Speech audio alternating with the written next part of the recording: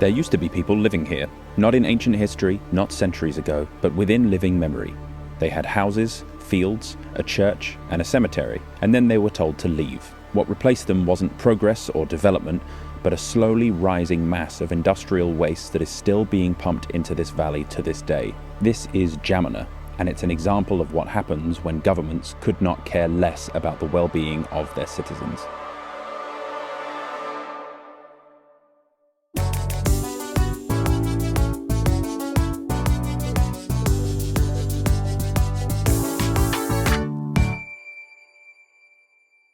You join me today in western Romania, about 2 hours drive south of the city of Cluj, in the middle of nowhere in Transylvania, which is where I am. But I'm not here to do a sort of YouTube clickbaity, I stayed in a haunted castle, or I met Dracula's corpse as a zombie. I'm actually here to talk about something way spookier than that, bureaucratic negligence.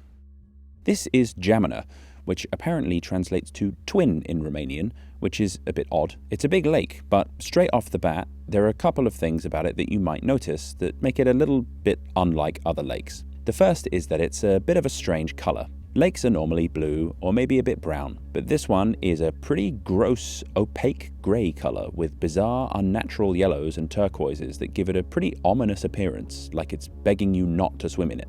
And in this fictional world I've created in which lakes can talk, Geamăna is right to warn you not to indulge in a dip in its waters, partly because a huge proportion of what you're looking at now is not water. It's a concoction of extremely toxic, destructive chemicals that have wreaked havoc on everything in the vicinity, from the ecosystem to the communities that once called it home. Because believe it or not, beneath this thick layer of deadly sludge, there's actually an entire town lost to history. And the worst part of it all? This was all done on purpose. The year is 1977.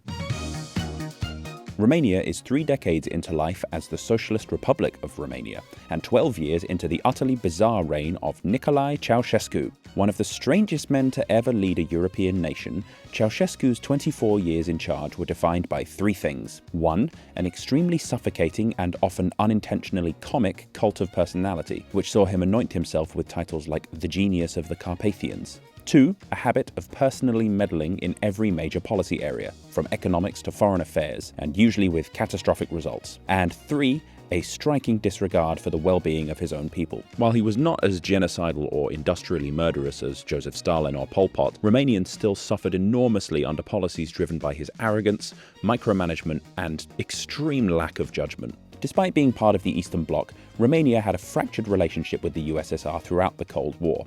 Understatement of the century right there. And once Stalin died in 1953, Romania spent the next few decades annoying the shit out of Moscow. It remained part of the Eastern Bloc and the Warsaw Pact, a defensive alliance that basically served as the Soviets' answer to NATO, but was a constant naysayer and contrarian that refused to follow any sort of cross-country consensus on policy, including on nuclear weapons and trade. It even became a member of the International Monetary Fund and the World Bank, organizations which were kind of formed explicitly in opposition to communism in order to secure massive loans that weren't tied to Moscow. I wonder if this will backfire.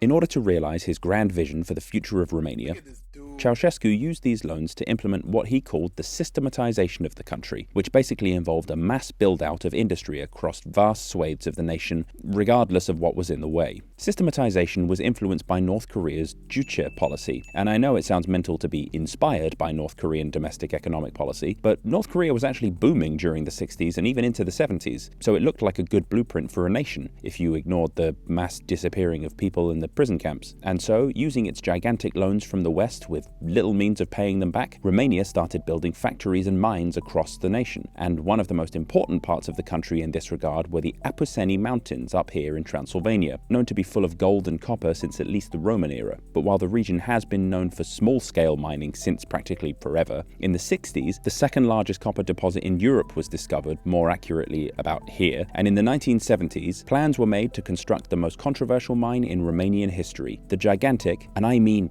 fucking gigantic, Roșia-Poieni copper mine. Cupru-Min, the state-run mining company of Romania, broke ground on the mine in 1978, with the site quickly ballooning into one of the most significant mining operations in all of Europe, containing an estimated 1.5 billion tons of copper ore. Right, now, quick nerdy tangent. Would you believe me if I told you that I used to be a sulfuric acid reporter? Well, you should, because it's true. I did that for a couple of years, about 10, 12 years ago. And what I'm going to do now is use that wonderful expertise to explain copper mining to you in very simplified terms, because it's actually quite important to the story. I just mentioned ore. Now, you might have heard this word before. Basically, copper, like pretty much every mined metal, is trapped inside a rock. That's the ore. And there are two ways of getting the nice shiny copper out, depending on what type of copper ore you're dealing with. Oxide ores are friendly and chill. You can literally dissolve the copper out of them using a weak sulfuric acid solution in a process called leaching. The copper simply melts into the acid solution and it runs off the ore. It's clean, it's easy, it barely creates any waste, and you can even recycle the acid. It's dream stuff. But Roșia-Poieni isn't that lucky. This mine is a sulfide ore mine, and sulfide ores absolutely suck. The copper in these ores don't dissolve in acid in any useful way, so you can't do any of the nice tidy leaching that you can for oxide ores. Instead, you have to prepare the ore for the other main form of copper processing, smelting, which you've likely heard of. And no, it's not as simple as just chucking the ore in a furnace and melting out the metal. It's so much worse than that. First, you have to basically grind the entire mountain into a flour-fine dust and use something called froth flotation, which was created by humans purely as a means of spitting in the face of Mother Nature, because to say this process is environmentally damaging is the understatement of the century. In froth flotation, you mix the now powdered sulfide ore with water until you get a grey sludge. Then you add chemicals called xanthates that stick to the copper minerals and cause them to float, and add lime as a pH regulator to stop other unwanted minerals from floating. Then you pump air through the whole mixture, add a frothing agent, and the copper minerals stick to the surface of the bubbles while the useless rock and other waste sinks to the bottom. You skim the bubbly copper layer off the top, dry it, and that becomes copper concentrate, which you can then sell to a smelter who will wave a magic wand and turn it into lovely cathode copper for electronics or construction. Here's the real problem. Roșia-Poieni is a very low-grade copper mine, meaning the ore yields only a tiny bit of copper per ton. Specifically, this mine contains 0.38% grade ores, meaning that of all the millions of tons of shit that's been dug up and ground down and mashed up and mixed up with chemicals, just 0.38% of it ends up as usable copper concentrate. And that means that the remaining 99.62% is a heap of disgusting sludge that is A, completely unusable and not recyclable, and B, outrageously toxic. This nasty waste is referred to as tailings and is usually kept in tailings dams, which keep it on site and fenced off from the public. But this was 1970s Romania, so instead, we'll get to it. In 1977, so the year before Cuprumân broke ground on the mine, the Romanian government offered the residents of Geamăna around $2,000 each in order to vacate their homes, with around 300 people taking the money and running, which is most of the village. A few brave residents refused and stayed, but I imagine that they maybe wished they'd taken the money considering what happened next.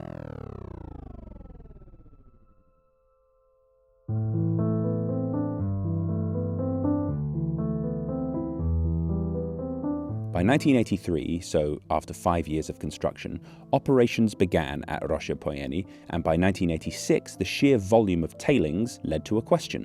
Where would they put all the sludge? Rather than creating an entire tailings dam and reservoir system on site like a normal or responsible mine would, they were like, oh shit, look, just north of the mine, that's a perfectly tailings reservoir-shaped valley just waiting to be filled with sludge. Wait, you're saying people lived there? Am I supposed to care about that?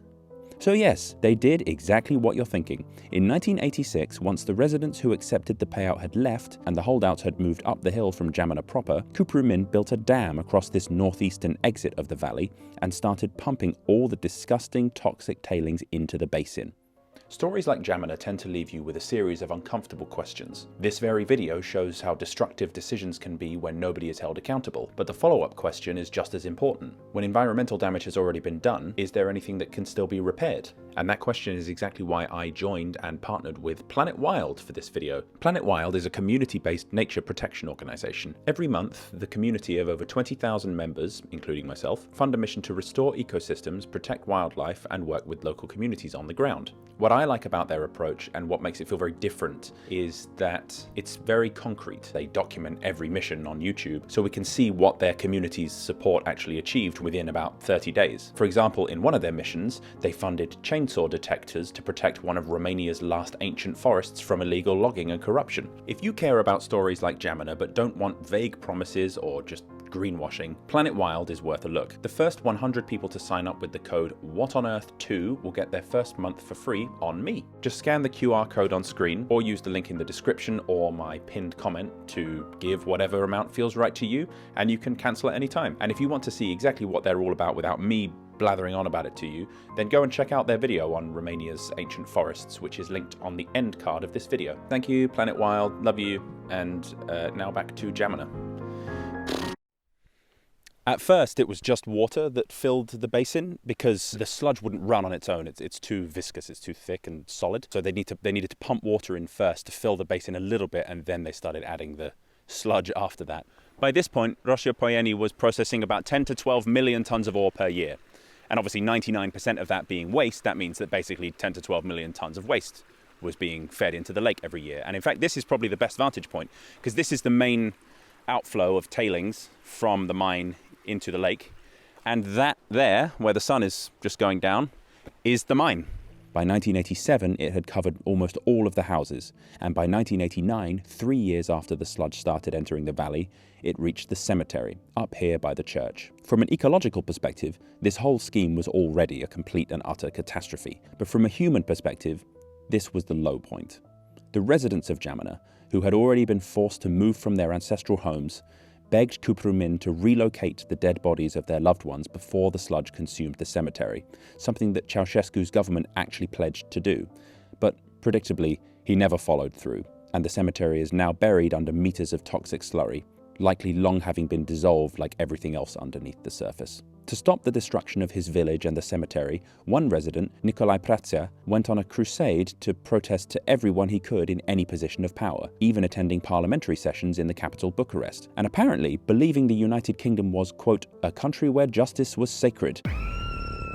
He wrote a letter to Queen Elizabeth II asking her to do something, but she was simply too busy being a nonce-protecting parasite to help out. And so the town was swallowed whole. Today, all that remains is the tiny tip of the church spire poking out of the lake of poison. The waste is upwards of 90 meters deep. There's something particularly brutal about this whole scenario which makes it stand out even among stories of other flooded towns. This isn't a layer of water covering a Romanian version of Atlantis or some other perfectly preserved sunken city ready to be explored by intrepid divers. It's a churning, grotesque mass of some of the most destructive chemicals on the planet, and it has likely completely disintegrated the village of Geamăna underneath. I say likely because the toxic sludge is so deadly and thick and impenetrable that we have actually never been able to check what lies below the surface. Instead, scientists have calculated that almost everything, from the bricks that made up the houses that people once called home to, unfortunately, the cemetery, have been dissolved and become part of the toxic slurry that destroyed them in the first place. So this begs the question, what fucking devil chemicals are in this sludge?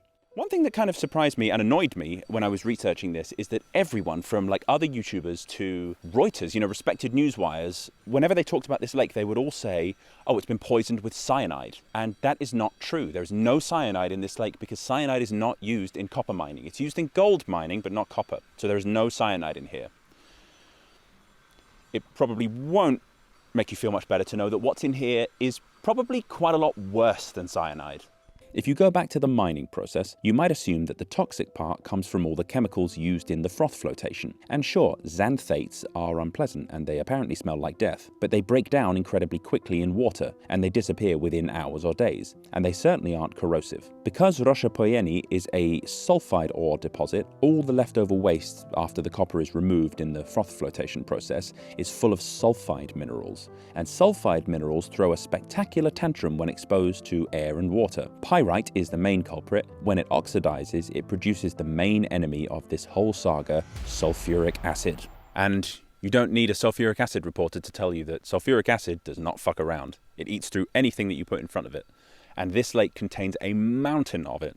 The pH level in here is thought to be between 1.5 and 2, which is on the level of sort of battery acid. Once that sulfuric acid starts to form, basically all bets are off. For a start, you won't be swimming in here anytime soon. Or if you try, it'll be the last dip of your life. Acids of this strength immediately dissolve skin tissue on contact. You'd be dead within minutes, and even if you fell in and were immediately pulled back out, you'd need substantial medical attention to stop your skin burning off and you dying anyway. And as you can see, there aren't exactly any massive medical centers near here. But this sulfuric acid also has a strange effect on the sludge itself. The sludge starts producing the acid, and then in turn, that acid starts dissolving everything else in the waste in a never-ending cycle. Most notably, it dissolves the other metals in the waste, such as iron, zinc, manganese, arsenic, and even small amounts of copper that didn't get captured during flotation. And all of these metals end up swirling around in the water and acid, reacting further with oxygen and with each other. And that's what gives Geamăna its completely insane colors. Iron gives the rusty orange color, copper gives a bright turquoise, aluminium makes the white streaks, and the yellow-green comes from sulfur compounds reacting with the rest of the mix. Stripped of context, and on a sunnier day than I was here, it can be weirdly beautiful, despite the fact that it's almost swallowed the last remaining evidence that there was ever a town here at all. Unfortunately, the level of the sludge is still rising rapidly. This is 2023, this is 2024, this is now. It's rising literally by around a meter per year because, and you're not going to believe me when I say this, they're still pumping toxic waste into the lake. I know, it sounds crazy, but let me explain. I was expecting this to be bad, based on what I'd read, but I was not expecting it to be anywhere near this bad. So everything is coated in this powder, or this sort of sludge. You might be able to see it's sort of just drifting through the air, and it's covering me, and it smells very weird, and I feel like I shouldn't be breathing it in, and probably shouldn't be here at all. This is horrendous. You'd think that this would have been stopped years ago, maybe once Ceaușescu got popped in 1989, or once Romania joined the EU in 2007 and the bloc told them to sort their shit out. But no, Roșia-Poieni is still sending tailings into the valley, and there are a couple of reasons why. The first is, obviously, corruption. This isn't a moral judgment. Romanians themselves are keenly aware of the fact that Romania has one of the most corrupt governmental setups in the EU. Cuprumin, which owns and operates the mine, is still state-owned and enjoys remarkable political protection. Local officials don't want the mine closed, national officials don't want the mine closed, and Brussels can't exactly march in with a big "stop being a biohazard" stamp and fix it for them. Independent geologists and environmental auditors have warned that this whole operation from the mine to the lake should have been shut down years ago, and this water should have been treated starting also years ago. But calculations have shown that treating this water is like virtually impossible. It would take billions and billions of euros and take decades, if not longer. So instead, everyone just does what corrupt governments do best. Nothing. The other thing keeping the flow of sludge going is that technically, stopping would be even worse. If we once again jump back to the froth flotation, you'll remember that lime is added at one point as a pH regulator in order to force waste material to sink away from the bubbles. But pH regulators, as the name suggests, also have, a calming effect on acid and make them far less potent. And these regulators are still present in the fresh sludge that's being pumped down from the mine into the valley, meaning that there's not only a steady flow of horrendous waste being pumped into the valley, but also a regulator in the waste to stop it from becoming too acidic.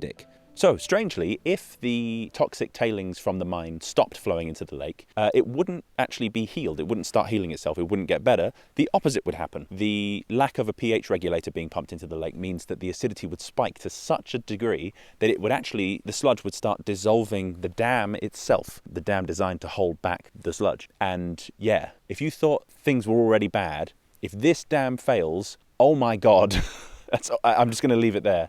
If this dam fails, a wave of toxic slurry would roar down the valley and straight into the river Ariash, coating everything in acid. The Ariash then flows into the Mureș, which flows into the Tisza, which flows into the Danube, and then flows into the Black Sea. In other words, it wouldn't just poison this small region of Romania, it would contaminate an entire river system stretching across half of Europe. We actually have a case study for this. In 2000, a gold mine spill at Baia Mare, which was also in Romania, but we'll ignore that for now, sent cyanide-contaminated diverted water into the Tisza River and killed 80% of its fish. And that disaster released a comparatively tiny amount of waste. Geamăna is orders of magnitude larger. So at present, Romania is stuck in the stupidest catch-22 possible, where stopping the very thing that destroyed this valley would eventually destroy even more of Romania's ecosystem. The average Romanian has foresight far better than their governments. In the year 2000, Canadian mining company Gabriel Resources, who I'd never heard of, but I'm annoyed that I share a name with them, was given a license for mining gold at the planned Montana mine, just 14 kilometers away from Geamăna. This mine, planned to be the largest gold mine in Europe, was an open-pit project proposed to use 12,000 tons of cyanide each year to extract gold, and was expected to require the destruction of 3 villages in order to facilitate its construction. Also, as a side note, I think this is where the confusion over cyanide at Geamăna comes from, the fact that Montana was going to use cyanide. In 2013, the government was ramping up its efforts to approve the mine, but hundreds of thousands of Romanians, galvanized by the Baia Mare cyanide disaster back in 2000, took to the streets to protest Montana, calling for the cancellation of the project. And after months of unrest, the project was cancelled, and instead, Montana was actually listed as a UNESCO World Heritage Site due to its ancient history, basically banning mining in the region forever. So well done, Romanian people, you absolutely knocked that one out the park. But what about Geamăna? What happens next? The sad answer is nothing. Nothing happens next. We're way past the point of no return. As I said, the sludge needs to keep coming in order to stop the corrosion from getting completely out of control, and there's simply no way of clearing this up in the meantime. And this isn't me saying there are ways of doing it but they're just too expensive. This is me saying fixing this mess is pretty much impossible. There's nothing we can add to stabilize the chemicals. There's no realistic way to move billions of tons of this stuff. And even if we could, where would it go? Who would inherit this problem next? This is a once-in-a-generation engineering failure that has no solution. It's a monster that humans have created that we now just have to live with. Geamăna is gone, its buildings are dissolved, and the valley it sits in has become a horrific chemical scar that will outlast everyone watching this video.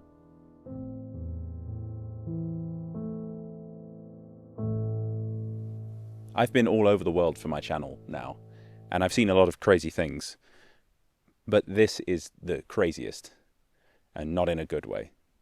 This is shameful. This is the most embarrassing demonstration of sort of short-sighted idiocy for the sake of cutting a few corners, saving a bit of money. It's embarrassing that we as a species allowed this to happen. Maybe it's naive, but I don't know. I thought humans were better than this. Despite how bleak this is, I'm not going to say don't come here. I think, honestly, people should come here and come face to face with, you know, one of the most I'm kind of lost for words. That's how stunned I am by this. And I feel like if anybody ever asks me in the future, like, which filming trip has had the biggest impact on you, it's going to be this one. It's awful and really sad.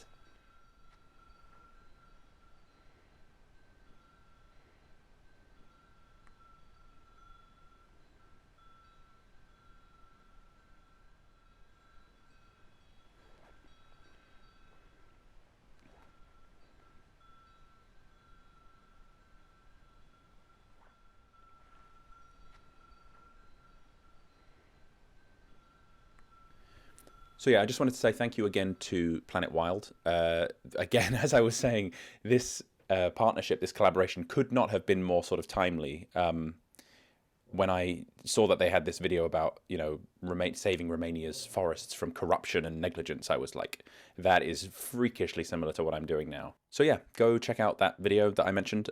It's really good, and they're just a really cool organization. And yeah, QR code here, link in the description. I will see you soon for hopefully something a little less depressing.